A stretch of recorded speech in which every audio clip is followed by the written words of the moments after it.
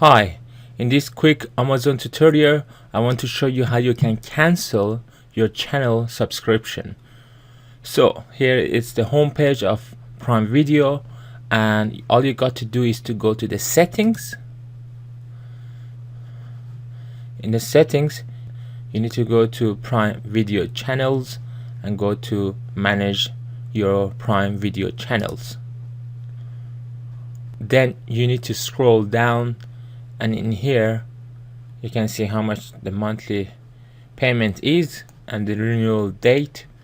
So all you need to do is to click on cancel. Then ask you, are you sure you want to cancel? Then you say cancel channel. So if you scroll down again, you can see that the channel is cancelled and ends on 11th of May. That means not gonna renew. If you want it to be renewed, you can restart it here again. I hope this video was useful. If it was, please don't forget to subscribe, and I hope to see you in my next video. Thanks for watching. Bye bye.